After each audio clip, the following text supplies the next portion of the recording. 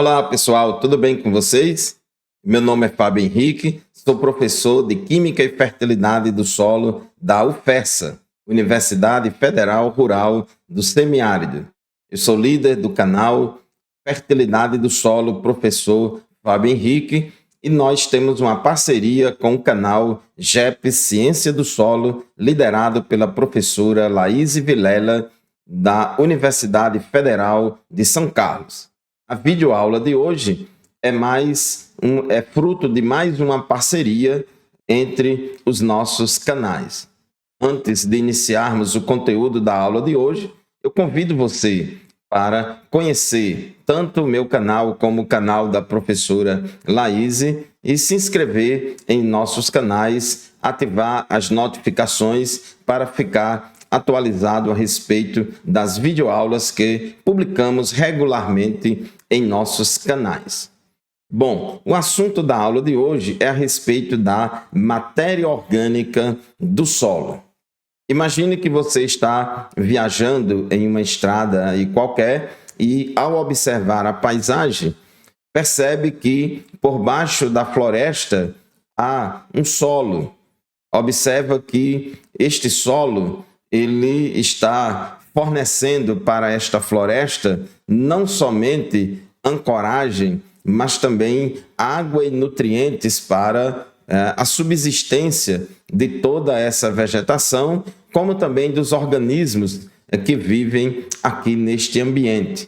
E ao observar, por exemplo, esse barranco de estrada, ao observar o perfil do solo, que é uma seção vertical do solo, a gente observa que o perfil do solo é formado por camadas mais ou menos paralelas à superfície do terreno e, ao observar de longe, a primeira impressão que temos a respeito do solo é sobre a cor do solo. Então, nós podemos identificar aqui, neste perfil de solo, pelo menos 3 camadas mais ou menos paralelas à superfície do terreno, as quais chamamos de horizontes.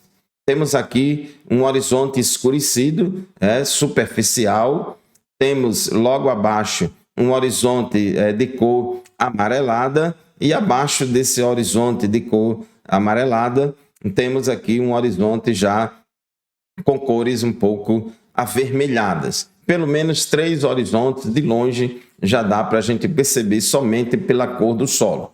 E chama muita atenção esse horizonte superficial com essa coloração escura.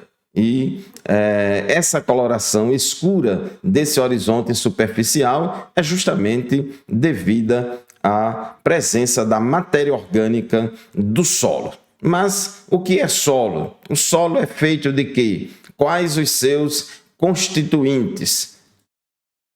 Bom, em primeiro lugar, é preciso a gente entender que quando a gente fala de solo, solo é muito mais do que o local onde a gente pisa, onde a gente coloca os pés. O solo tem uma dimensão comprimento, largura, mas também tem uma dimensão vertical em profundidade. Então, o solo é um corpo tridimensional. Sabemos que as pessoas compram e vendem terras por meio de área, hectares, metros quadrados, quilômetros quadrados, mas não podemos esquecer que o solo também tem uma dimensão vertical. Portanto, ele é um corpo tridimensional e esse corpo tridimensional chamado de solo, ele é composto de uma parte sólida, constituída de matéria mineral e de matéria orgânica, e uma parte porosa ocupada pelo ar e pela água. Ou seja, esse corpo tridimensional chamado solo não é um corpo maciço, mas ele tem uma parte do seu volume ocupado pela água e pelo ar, e uma outra parte ocupada pela parte sólida, que é a matéria orgânica e os constituintes minerais. Então, aqui neste gráfico nós representamos, aqui são proporções ideais desses 4 principais componentes do solo, água do solo em torno de 25% do seu volume, o ar do solo mais ou menos 25% do seu volume, a soma dos dois dá em torno de 50%. Então essa parte porosa ocupa mais ou menos metade do volume do solo, e essa parte sólida, composta pela matéria mineral e a matéria orgânica, ocupa a outra metade do volume de solo. A água do solo é muito dinâmica, né? O teor de água no solo ele aumenta ou diminui conforme as chuvas ou a irrigação. Como a água é mais densa do que o ar, à medida que a água da chuva ou da irrigação vai infiltrando no solo, então ela vai expulsando o ar do solo e vai ocupando o espaço poroso do solo. Então esse espaço poroso do solo ele nunca vai estar vazio, ele vai estar parte ocupado pela água e outra parte ocupada pelo ar. Quando um solo está saturado, significa que 100% do volume dos poros do solo está ocupado pela água. À medida que o solo vai secando, a água vai evaporando ou drenando ou sendo absorvida pelas plantas, o teor de água vai diminuindo e o teor de ar vai aumentando. Por isso que a gente colocou aqui essas duas setas. E essa parte sólida do solo, na sua maior parte, é formada por matéria mineral proveniente do intemperismo físico e químico dos minerais que compõem as rochas da crosta, da superfície da crosta terrestre, e uma pequena porção chamada de matéria orgânica. Nós colocamos aqui essa proporção aqui de 5% de matéria orgânica. No entanto, a maioria dos solos tropicais, a maioria dos nossos solos tem teor de matéria orgânica abaixo de 5%, porque em regiões tropicais, dada a temperatura elevada, umidade e temperatura elevada, a taxa de decomposição da matéria orgânica é bastante acelerada. Então, nós temos aí nos solos brasileiros, a maioria dos solos aí com teores de matéria orgânica em torno de 2,5%, 3%. É claro, alguns solos têm teor de matéria orgânica mais elevado devido à maior quantidade de matéria-prima para fazer matéria orgânica na floresta, na vegetação nativa, porque a vegetação nativa é a principal fonte de carbono, a principal matéria-prima para formar matéria orgânica. Então, o teor de matéria orgânica do solo depende muito da biomassa vegetal nativa da floresta de uma região. E esta também depende, por exemplo, da quantidade de chuva, de água. Assim, por exemplo, nós temos na região amazônica, na Mata Atlântica, onde tem precipitação pluvial elevada, então nós temos uma floresta mais exuberante. Na Caatinga, onde temos baixa precipitação pluvial, aí já temos uma biomassa vegetal de pequeno porte, e, consequentemente, os solos já são bem pobres em matéria orgânica. O Cerrado tem uma vegetação com um porte intermediário entre a Amazônia e a Caatinga, então tem um teor de matéria orgânica maior do que na Amazônia, maior do que na Caatinga e menor que na Amazônia. Mas não é só a quantidade de biomassa vegetal da floresta nativa que influencia o teor de matéria orgânica do solo. Temos que ver também e analisar as condições que promovem uma maior aceleração ou velocidade de decomposição dessa matéria orgânica. Então, mesmo nessa situação, então em regiões mais frias, onde a temperatura é mais baixa, a taxa de decomposição é menor, em locais onde o solo é revolvido, então a taxa de decomposição é maior. Em locais onde tem mais excesso de água, condições mais hidromórficas, a decomposição da matéria orgânica é menor, então acumula mais. Na região da Caatinga, por exemplo, no semiárido, de modo geral, os solos têm apenas 1% de matéria orgânica. Os solos com teores mais baixos de matéria orgânica que nós temos aqui na Caatinga. Então, de modo, esses percentuais aqui, desses constituintes do solo, são percentuais ideais para o crescimento das plantas, mas sabemos que em condições tropicais, poucos solos têm teor de matéria orgânica acima de 5%. Então, na aula de hoje, o nosso foco será o estudo dos constituintes da parte sólida do solo, especificamente dos constituintes orgânicos. Numa outra aula, nós vamos estudar os constituintes minerais da parte sólida do solo. Mas, afinal, o que é a matéria orgânica do solo?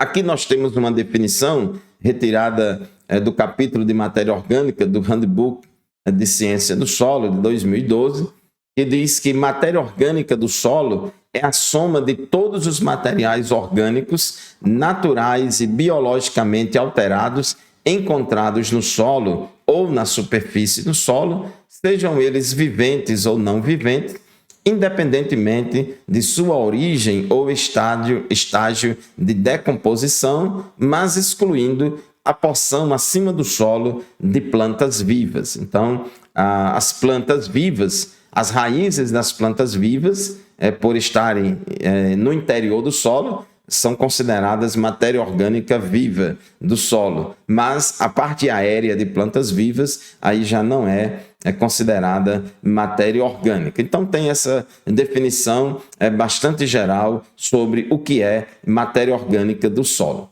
Nós vamos agora mostrar para vocês algumas literaturas que mostram o fracionamento da matéria orgânica ou descreve a matéria orgânica do solo em termos de diferentes compartimentos. Então, nós temos aqui compartimentos da matéria orgânica do solo, de acordo com Silva e Mendonça, 2007, é aquele capítulo de matéria orgânica do livro Fertilidade do Solo, da Sociedade Brasileira de Ciência do Solo.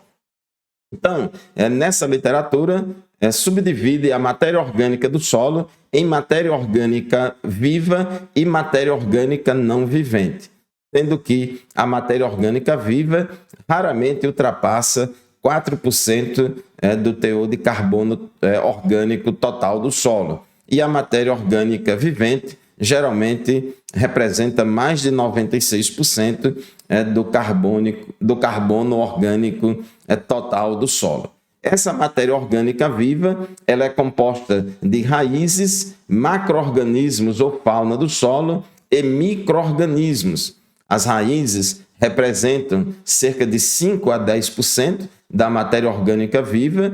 Os macro-organismos ou fauna do solo, e aqui esse termo fauna do solo é bastante amplo, alguns subdividem a fauna do solo de acordo com o tamanho dos organismos em microfauna, mesofauna e macrofauna, representa aí cerca de 5 a 10% da matéria orgânica viva, e os micro-organismos como fungos, bactérias, vírus, actinomycetes, representam cerca de 60% a 80% da matéria orgânica viva. Então, os micro-organismos do solo, a biomassa microbiana, representa a grande maioria da matéria orgânica viva do solo. E os micro-organismos têm um papel muito importante tem várias funções no solo, como, por exemplo, a decomposição dos resíduos vegetais, a decomposição da matéria orgânica do solo, etc. No caso da matéria orgânica não vivente, ela é composta de matéria macro-orgânica ou matéria orgânica particulada, ou também conhecida como matéria orgânica leve. Então, essa matéria orgânica leve representa cerca de 3 a 20% da matéria orgânica não vivente, e ela ainda pode ser subdividida em matéria orgânica leve livre e matéria orgânica leve oclusa. Esta matéria orgânica leve livre está entre os agregados, e a matéria orgânica leve oclusa intra-agregados. Então, essa oclusa está mais protegida contra a decomposição microbiana, então ela permanece mais tempo no solo, enquanto que o tempo de ciclagem da matéria orgânica leve e livre já é mais rápido. E a outra parte da matéria orgânica não vivente é chamada de humus. O humus representa cerca de 80 a 97% da matéria orgânica não vivente. Então, essa matéria orgânica não vivente aqui, a maior parte dela é formada por humus, pelo humus. E esse humus ainda pode ser subdividido em substâncias não úmicas e substâncias úmicas.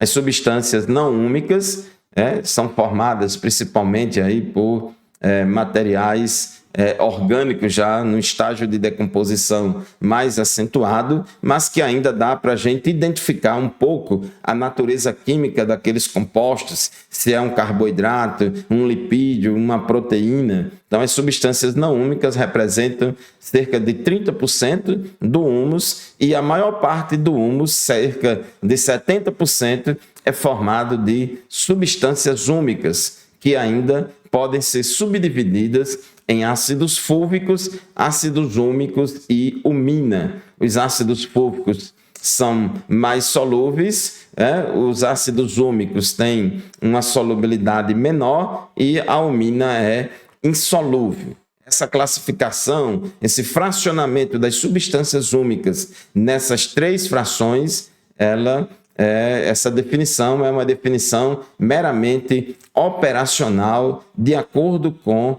a solubilidade ou não dessas substâncias em meio básico ou ácido. Então, primeiramente, faz-se a extração das substâncias úmicas com uma solução alcalina em base e uma parte dessas substâncias úmicas precipita em meio alcalino. Então, é chamada de umina, que é a fração mais recalcitrante das substâncias úmicas e que permanece mais tempo no solo, mais resistente à decomposição. Essa parte que fica solúvel no extrato alcalino é uma mistura de ácidos úmicos mais ácidos fúlvicos. Depois adiciona-se ácido a essa mistura e com o abaixamento do pH, os ácidos úmicos precipitam no meio ácido e os ácidos fúlvicos continuam solúvel no meio ácido. Então, essa subdivisão de ácidos úmicos, ácidos fúlvicos e umina é baseada meramente nessa solubilidade diferencial em ácido ou base. Essas substâncias úmicas, elas são muito importantes para a agregação do solo, para a CTC do solo, para fornecer cargas negativas do solo e tem grande importância nas características químicas e físicas do solo. Outra abordagem que nós também podemos fazer a respeito da matéria orgânica do solo é dividir essa matéria orgânica do solo em diferentes compartimentos. Então, nós podemos aqui, por exemplo, ter vários compartimentos com tempo de ciclagem diferenciado, com funções diferentes e com controle do tamanho do compartimento também diferente. Então, nós podemos ter, por exemplo, a biomassa vegetal viva, a biomassa vegetal viva com tempo de ciclagem bem rápido, aí em torno de 3 meses apenas, tem a função principal de reciclagem de nutrientes, proteção do solo contra a erosão, produção de fibras e alimentos. Então, isso é muito importante, o cultivo do solo, plantar não somente culturas agrícolas, mas também plantas de cobertura do solo, que vai ser muito importante na proteção do solo contra a erosão, na reciclagem de nutrientes e adição de carbono ao solo por meio da fotossíntese. Esse compartimento biomassa vegetal viva depende o tamanho dele, por exemplo, do sistema de culturas. Então, tem sistemas de rotação de culturas que aportam uma maior ou menor quantidade de carbono ao solo, uma maior ou menor quantidade de matéria seca, de resíduos vegetais. A fertilidade e a acidez do solo tem uma influência grande, porque quando a gente corrige a acidez do solo e corrige a fertilidade do solo ao longo do perfil, então nós vamos ter uma maior produção de biomassa vegetal e, consequentemente, um maior aporte de carbono ao solo. Claro que para produzir toda essa biomassa precisamos de água, temperatura, radiação solar, etc.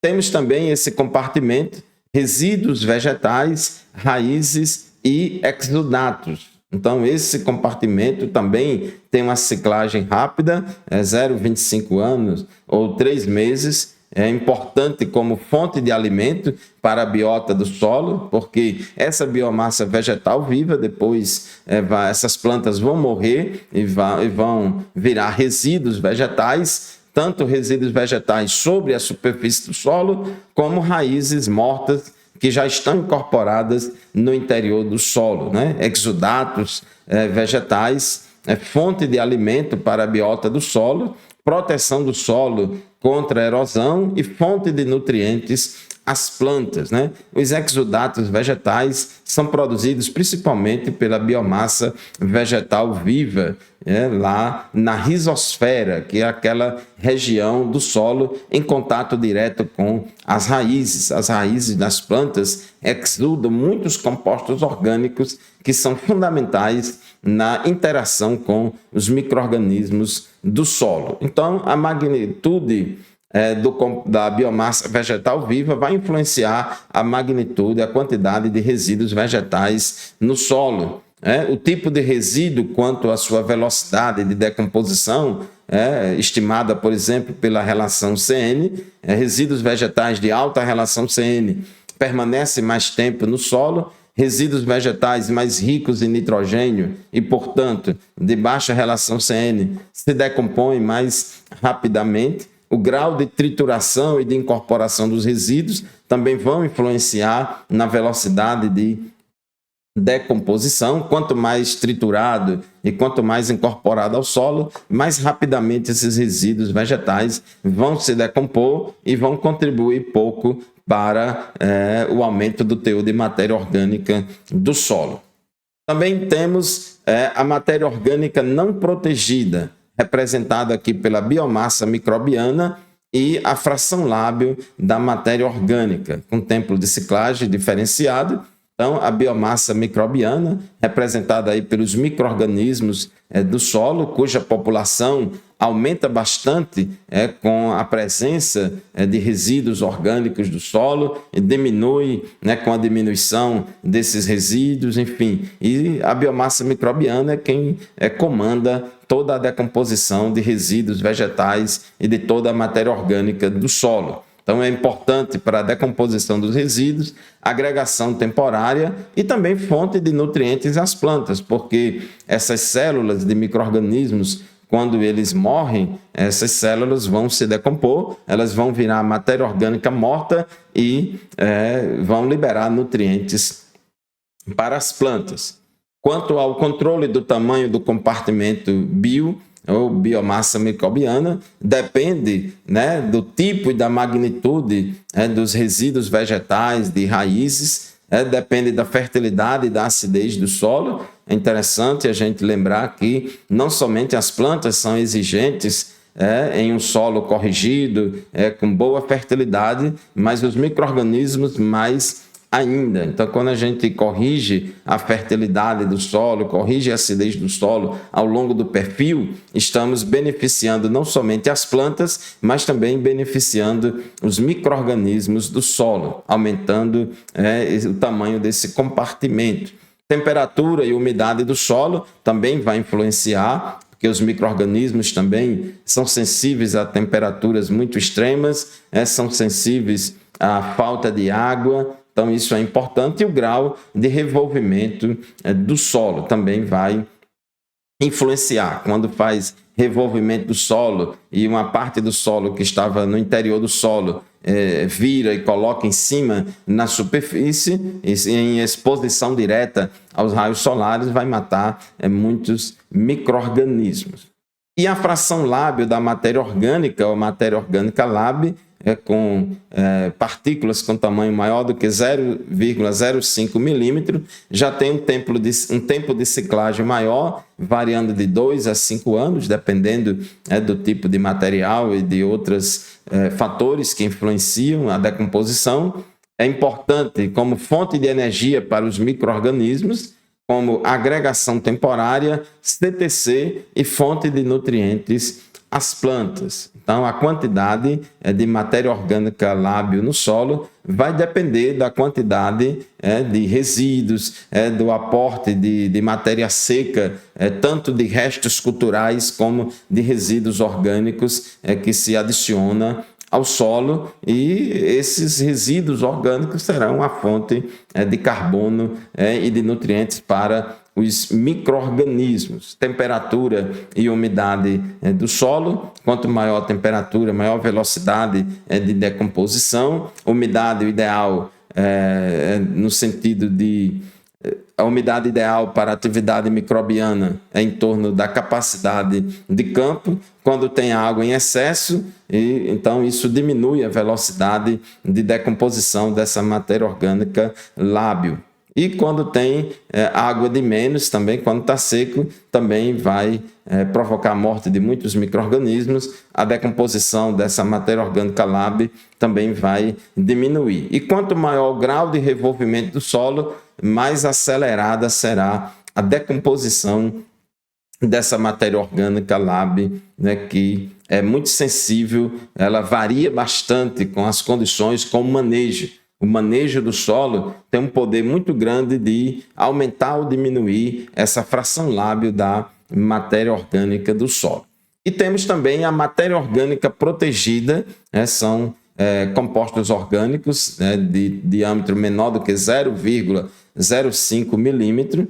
Tem a matéria orgânica quimicamente protegida e a matéria orgânica fisicamente protegida. Essa matéria orgânica quimicamente protegida, pela própria natureza das ligações químicas dos compostos orgânicos, como, por exemplo, da fração umina, Então, são compostos de carbono de cadeia mais fechada, mais resistentes à decomposição. Muitos compostos em ambientes ricos em cálcio, esse cálcio promove também uma maior resistência desses compostos orgânicos a decomposição. Então, são compostos orgânicos que estão protegidos, proteção coloidal, são quimicamente protegidos, são mais recalcitrantes, mais resistentes à decomposição, como a fração umina. Já os ácidos fúlvicos, por exemplo, que são as substâncias úmicas mais solúveis, já têm mais facilidade de decomposição. São importantes para a agregação permanente e CTC do solo. A matéria orgânica é a grande fonte de cargas negativas do solo. Em solos tropicais, cuja mineralogia da fração argila é dominada por caulenita e óxido de ferro e alumínio, os quais têm baixa CTC, os próprios óxidos de ferro e alumínio, nas condições de pH normalmente encontradas no solo, eles são eletropositivos. Então, a grande maioria das cargas negativas, a grande parte da CTC dos nossos solos tropicais é proveniente da matéria orgânica do solo, especificamente da matéria orgânica protegida, das substâncias úmicas que estão ligadas intimamente com os colóides minerais do solo. Então, essa matéria orgânica quimicamente protegida, a magnitude do tamanho desse compartimento depende do tamanho dos demais compartimentos, que a gente já falou, depende da mineralogia e da textura do solo e do grau de revolvimento do solo. Essas substâncias úmicas, elas interagem com os minerais do solo. Quanto maior o teor de argila do solo, mais essa matéria orgânica do solo fica fisicamente protegida. Há uma proteção estrutural. Por isso que no mesmo ambiente, nas mesmas condições, você tem maior teor de matéria orgânica em solos argilosos e menor teor de matéria orgânica em solos arenosos. Então, os solos argilosos, devido à presença dos colóides minerais, eles promovem uma proteção estrutural desses compostos orgânicos, dessas substâncias úmicas, protegendo elas da decomposição microbiana. Então, há uma importância aí muito grande em termos de CTC e agregação do solo. Quando a gente revolve o solo, aração, gradagem, e começa a revolver o solo, a gente vai quebrando a estrutura do solo, vai quebrando os agregados do solo, vai desagregando o solo, e isso vai expondo cada vez mais essas substâncias úmicas à decomposição microbiana. E, na prática, os trabalhos têm mostrado que uma das coisas que mais contribui para baixar o teor de matéria orgânica do solo é o revolvimento do solo. Daí a importância do plantio direto, onde não há revolvimento do solo, para que haja uma restauração dos teores naturais de matéria orgânica. Em solos arenosos, nós não temos, assim, colóides minerais suficientes para promover uma boa proteção da matéria orgânica do solo, de modo que os solos arenosos, de modo geral, também são pobres em matéria orgânica. Então, é uma forma também de olhar e ver a matéria orgânica do solo de acordo com esses diferentes compartimentos. Bom, existe também uma outra abordagem, também do Handbook de Ciência do Solo, em 2012. Esses autores aqui, ele lista os componentes orgânicos do solo. Então, ele diz que a matéria orgânica do solo é composta de componentes viventes e de componentes não viventes, semelhante ao que a gente já falou aqui, de acordo com Silva e Mendonça. Então, ele diz que entre os componentes viventes, nós temos aí a fitomassa, composta de raízes de plantas vivas, e a matéria seca da parte aérea de plantas mortas, mas que ainda estão em pé. Então, quando as plantas morrem, então a parte aérea dessas plantas ela já é considerada matéria orgânica fitomassa, porque a planta já morreu. E as raízes das plantas, sejam raízes vivas ou mortas, são consideradas já matéria orgânica. Então, ele chama tudo isso de fitomassa. A biomassa microbiana é a matéria orgânica associada às células de micro-organismos vivos do solo, principalmente aí a maior parte bactérias e fungos, que têm um papel extremamente importante em todos os processos que acontecem no solo. E tem também a biomassa faunística, a fauna do solo, microfauna, mesofauna, macrofauna, são organismos de tamanho maior que também vivem no solo, que são importantes para a trituração dos resíduos orgânicos, a mistura dos resíduos orgânicos com a matriz mineral do solo, vai quebrando em partes menores e vai facilitando, aumentando a superfície específica para o ataque dos micro-organismos. Então, esses componentes viventes são componentes fundamentais aí da matéria orgânica do solo. Em relação aos componentes não viventes, alguns também chamam de matéria orgânica morta, temos aí os resíduos vegetais na superfície do solo, que são fragmentos de resíduos vegetais que são depositados sobre a superfície do solo. Alguns também chamam de líter ou liteira, os próprios restos de cultura que são depositados sobre a superfície do solo. Depois da colheita, passa-se um rolo-faca, desseca, enfim, fica aqueles resíduos para proteger o solo. Essa cobertura morta é fundamental, por exemplo, no plantio direto, para proteger o solo contra a erosão. Então, esses resíduos vegetais sobre a superfície do solo são componentes não viventes.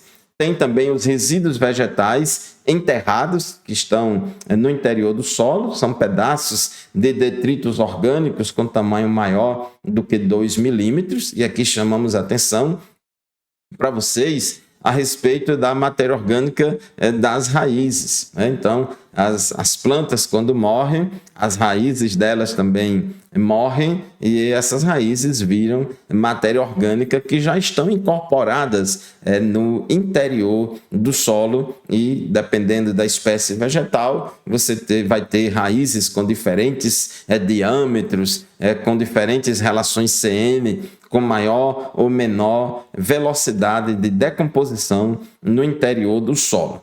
Também temos a matéria orgânica dissolvida, formada por compostos orgânicos com tamanho menor do que 0,45 micrômetro, que estão dissolvidos na solução do solo. Então, são compostos orgânicos, moléculas orgânicas de baixo peso molecular, muito pequenininhas, que estão dissolvidas na solução do solo. Aqui estão incluídos também os exudatos radiculares. Essa matéria orgânica dissolvida, ela é subproduto da decomposição microbiana, mas grande parte dela é formada pelos exudatos radiculares que foram expelidos pelas plantas quando elas estavam vivas.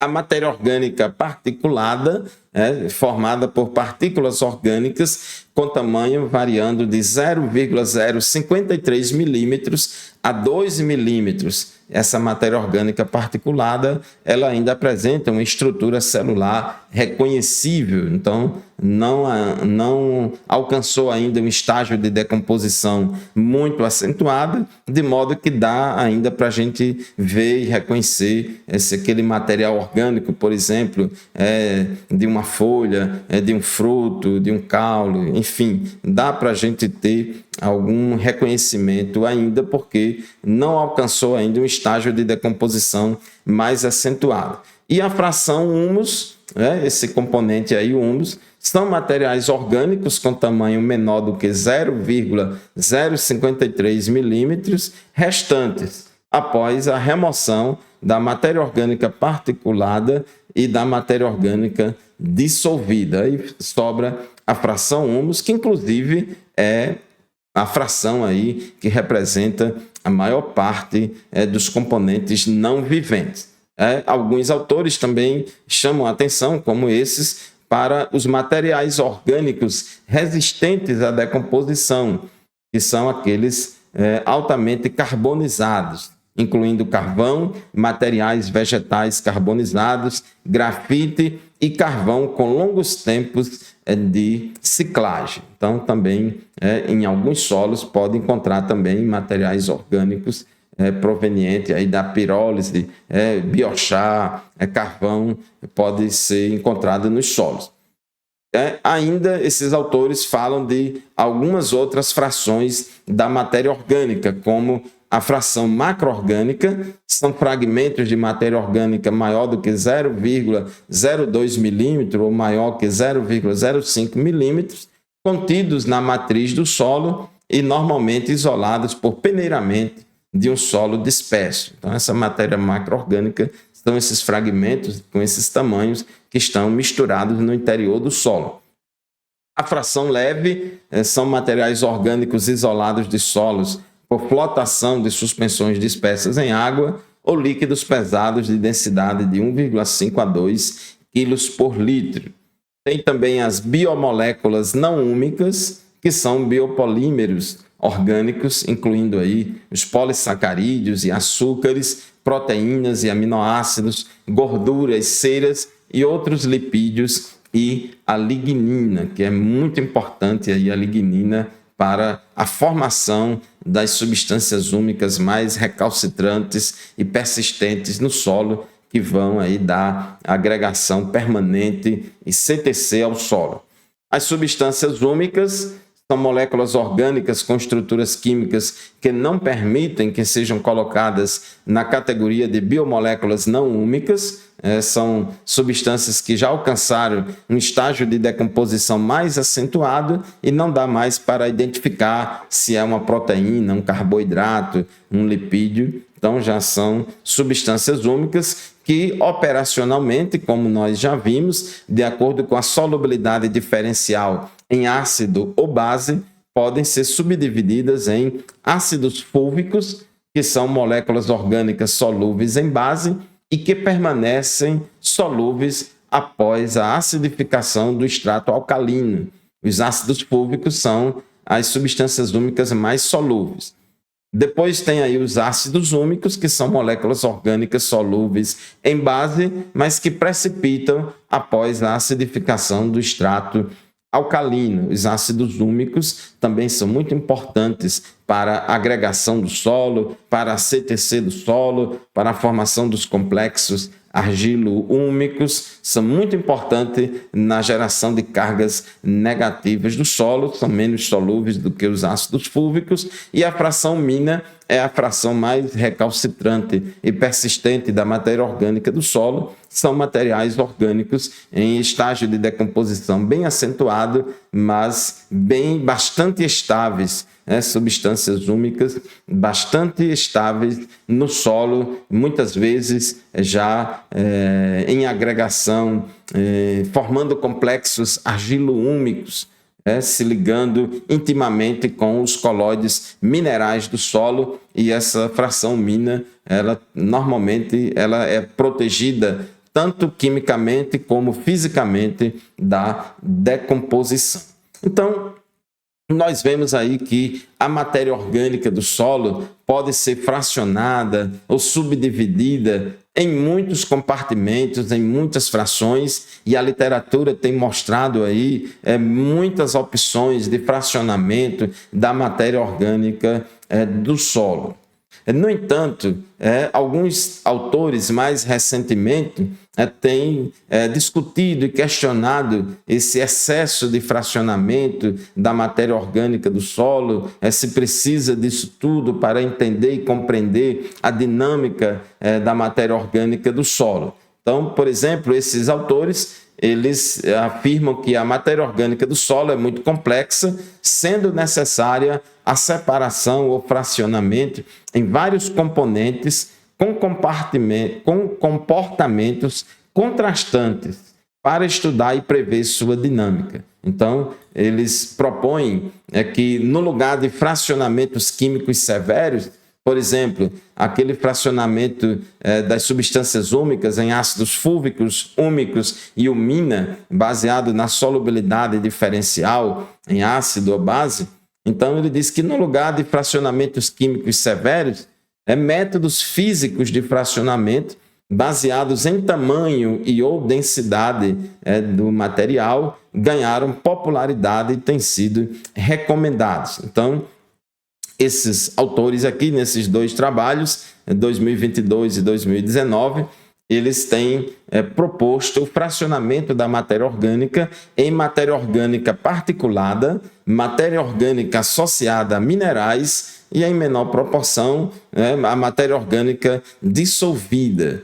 Então, matéria orgânica particulada e matéria orgânica associada aos minerais, principalmente, representando aí 98% a 99% da matéria orgânica do solo. Então, ele diz que essas duas frações, que são bem contrastantes, elas dão uma ideia muito boa e suficiente para a gente entender e prever a dinâmica da matéria orgânica do solo. Mas também não deixa de falar também da importância da matéria orgânica dissolvida, embora represente 1 a 2% apenas do carbono orgânico total do solo. Então, esses autores eles acham que esse tipo de fracionamento apenas em matéria orgânica particulada e matéria orgânica associada a minerais é o melhor caminho a seguir para entender e prever a dinâmica da matéria orgânica do solo. Essa matéria orgânica particulada, alguns chamam de matéria macroorgânica, são aqueles fragmentos